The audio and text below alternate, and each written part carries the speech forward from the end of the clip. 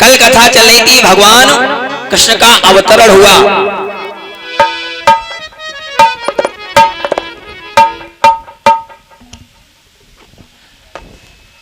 काली अंधेरी रात में भगवान नारायण ने और कहां कारागृह में अवतार धारण किया है।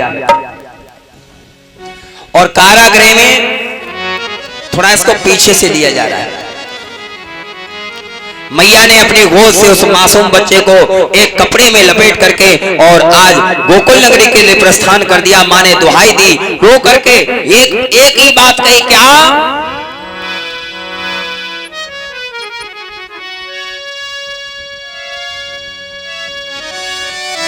कैदी के घर में जन्मे हो,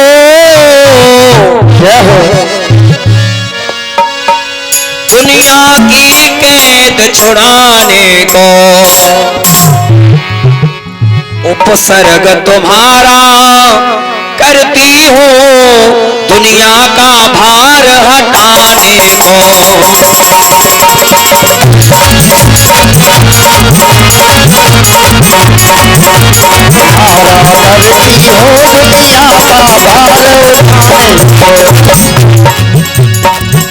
कैदी के घर में जन्मी हो, दुनिया की कैद छुड़ाने को उपसर्ग तुम्हारा करती हो, दुनिया का भार हटाने को। करती हो दुनिया का भार उठाने को, सर्व तुम्हारा करती हो दुनिया का भार उठाने को। एकदम से मैया ने अपने दोनों लाल के हाथों का चुम्बन किया, मीठा लिया, मीठा लेकर के और आंखों से आंसू, स्तन से दूध की धार बहने लगी। क्यों? जिसके 6 बालक मारे गए हो, 7वां गर्भ छीन हो गया हो और 8वां भी बालक जुदा हो रहा हो। जिसने न करी गुर की संगत वो ज्ञान लड़ाई क्या जाने, जिसने ना खाई छाछ कभी वो दूध मलाई क्या जाने। बेटे की ममता माँ से पूछो, 5 माता क्या जाने, जाकी ना फटी बीमाई हो वो पीर पराई क्या जाने। बेटे को जुदा कर दिया और जुदा कर दिया कि दुख तो बस ही हमें एक रहा बेटा, और ये दुष्टा दूध पिला न सके, अपने लाला को गोद में ले, सुख से मैं प्रेम को पा न सके। बेटा तू मुझे छोड़ के जा रहा है, 6 तो चले गए, 7वां भी मैंने नहीं जान पाया, इसलिए कि जुदा हो के हमसे और जा तुम रहे हो, मगर दिल से हमको भुला ना सकोगे, मगर दिल से हमको भुला ना सकोगे, हमको भुला ना सकोगे।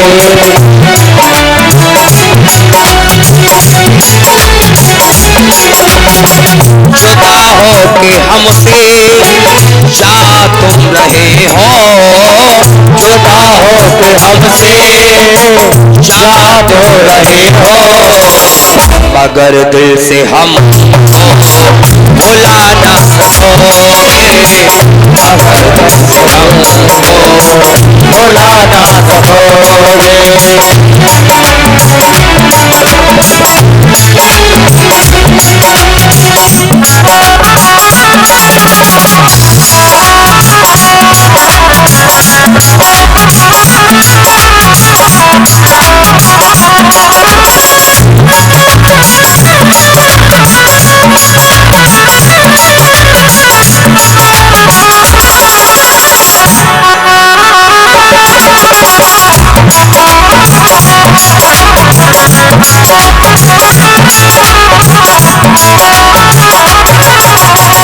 जुदा हो के हमसे जा तुम रहे हो, जुदा हो के हमसे जा तुम रहे हो, मगर दिल से हमको भुला ना सकोगे।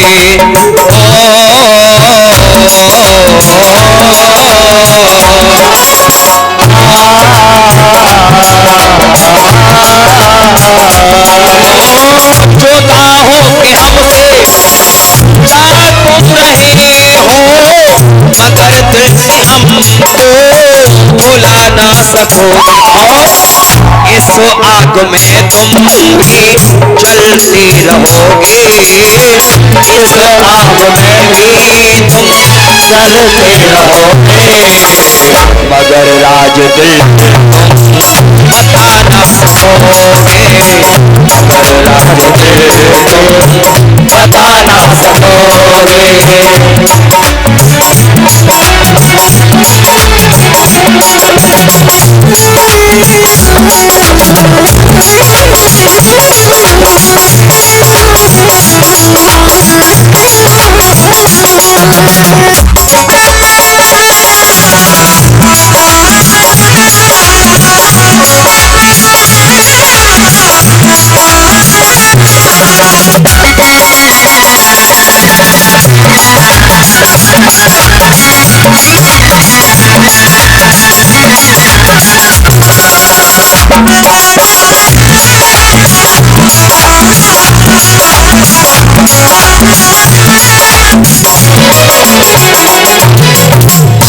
क्या काम किया कि हे बेटा तुम हमसे जुदा होकर के जा रहे हो, और क्या दशा थी आज एकदम से बेटे को जुदा कर दिया काली अंधेरी रात में। जो 4 कोस इधर से पैदल गया हो, 4 कोस उधर से पैदल गया हो, तो क्या रात के 12 थोड़े बजे हो गए। रात में ही और भगवान को रातों रात यमुना पार करके और गोकुल नगरी में पहुंचा दिया। गोकुल में चौमुख दीपक जल रहा है, यशोदा के दरबार में, यशोदा के द्वार में, और वहां पर जाकर के आज पीठ दिए और यशोदा एक कन्या को लेटी है। और आगे बढ़कर के देखा तो आज वसुदेव जी ने उस बालक को, कन्या को गोद में लिया, बालक को लिटा दिया और उस कन्या को लेकर के जब अपनी गोद में मथुरा नगरी में आए हैं, जो 4 कोस इधर से पैदल गया हो, 4 कोस उधर से पैदल आया हो, तो सुबह हो गया होगा। आकर के कन्या को गोद में दे दिया देवकी के। जैसे ही कन्या को गोद में दिया तो हाथों में हथकड़ी, पैरों में बेली, गले में तोक लग गया। जैसे के तैसे ही जकड़ गए, हाथों में हथकड़ी, पैरों में बेड़ी, गले में तोक, फाटक बंद हो गया। और जब भगवान आए थे देवकी के आंगन में, देवकी की गोदी में, तो गले का तोक टूट गया था। जब भगवान आए थे तो गले का तोक टूट गया था, हाथों की हथकड़ी, पैरों की बीड़ी टूट गई थी। और जब वो माया को गोद में लिया तो जैसे कि तैसी हाथों में हथकड़ी, पैरों में बीड़ी पड़ गई। इस कथा से शिक्षा मिलती है कि जब जीव की एक पत्नी है जिसका नाम है सद्बुद्धि देवकी, जब सद्बुद्धि देवकी से उसका संसर्ग होता है, योग होता है, तो जब परमात्मा का मिलन होता है तो मायावी बंधन से वो मुक्त हो जाता है, मायावी बेड़ियों से वो मुक्त हो जाता है, बेड़ियों से अलग हो जाता है। और जब भगवान को अपने से दूर कर देता है, जब जीवात्मा ईश्वर को दूर गोकुल में भेज देता है, तो और जब माया को हाथ में लेता है, माया को गोद में लेता है, तो वो माया में फिर बंध जाता है। ये कथा कहना चाहता है। आज देवकी की गोदी में जैसे ही कन्या का आगमन होता है, एकदम से हाथों में हथकड़ी, पैरों में बेड़ी, गले में तोक, फाटक बंद हो गया जैसे के तैसे, और एकदम कन्या ने रोना प्रारंभ कर दिया। कन्या ने रोना प्रारंभ कर दिया। जब रोना प्रारंभ कर दिया तो एकदम से एक पहरेदार जाग गया, सब पहरेदार जाग गए। पहले कड़ा पहरा लगा दिया था, 2-2 ताले लगा दिए, 2-2 कुत्ते बिठा दिए, 2-2 पहरेदार बिठा दिए थे कि जेल के ऊपर से कोई चिड़िया भी उड़ करके जाए तो उसको पकड़ करके गिरफ्तार कर लो। लेकिन जैसे ही कन्या का रोना प्रारंभ हुआ, आज एक दौड़ा हुआ दरबान आया, महाराज आपका 8वां काल पैदा हो गया। काल को ये नहीं कहता है कि 8वां पुत्र पैदा हो गया, 8वां पुत्री पैदा हो गई, काल पैदा हो गया, क्योंकि सबको काल ही नजर आता है।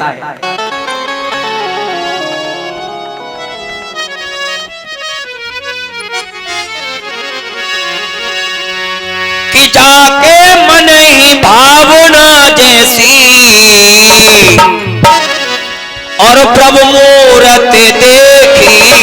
तैसी प्रभु मूरत देखी दिन तैसी। जाके मन ही भावन देखी प्रभु मूरत देखी दिन तैसी प्रभु मूरत देखी दिन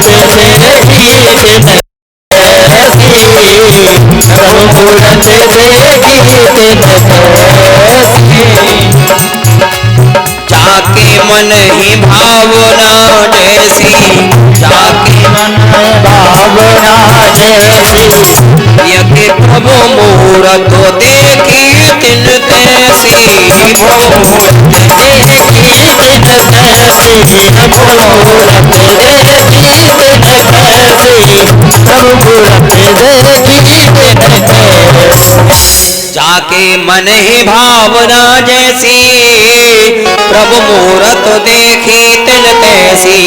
जिसके मन में जैसा भाव है, कोई काल समझना है तो काल के रूप में, कोई कंस को काल समझना है तो कंस के काल के रूप में, जैसा ठाकुर जी के प्रति भाव है वैसे ही दर्शन देते हैं। दौड़ करके गया महाराज, आपका 8वां काल पैदा हो गया। एकदम से कंस उठा और उठ करके म्यान से तलवार खींच ली, दौड़ पड़ा और दौड़ करके कारागृह के पास पहुंचा। जाकर के कारागृह से आज देवकी के हाथों से उस कन्या को गोद से खींच लिया और गोद से जैसे ही कन्या को खींचा, कन्या को देखा, छोड़ दिया। कन्या को देख करके छोड़ दिया। आज देवकी ने देखा, लगता है ये बेटी आई है। बेटियां किसी का भार नहीं होती हैं। बेटियां किसी गरीब के घर नहीं आती हैं, बेटियां भिखारियों के घर नहीं आती हैं। बेटियां तो नसीब वालों के ही, भाग्य वालों के घर पर आती हैं। आज बेटी को देख करके आज कंस ने उस लड़की को, उस कन्या को छोड़ दिया और छोड़ करके अपने राजभवन में आया और सिंहासन पर बैठ गया। देवर्षि नारद ने सोचा कि अगर कंस ऐसे धर्म करता रहा तो इसका घड़ा नहीं भरेगा। कंस ऐसे अगर धर्म करता रहा तो इसका पाप का घड़ा नहीं भरेगा, ये मारा नहीं जाएगा। ऐसे अधिक पाप करवाना चाहिए। और क्या किया, जाकर के नारद पहुंच गए हैं द्वार पर और दरवाजे पर जैसे ही पहुंचे तो स्वागतम वो महाभाग, आइए प्रभु आइए, आपका गुरुदेव स्वागत है।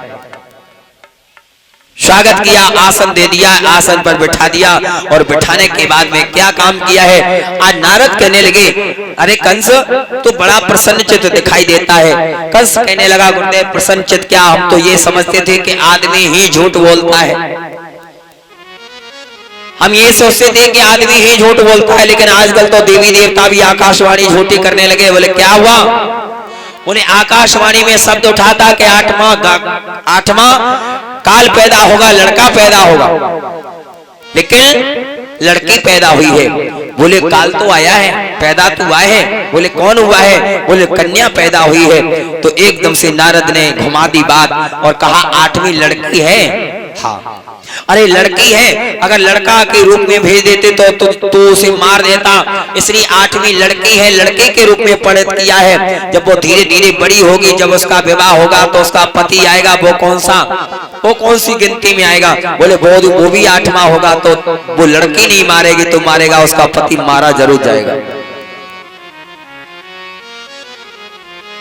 वो लड़की का पति मारेगा, जरूर मारा जाएगा। तो क्या काम किया है?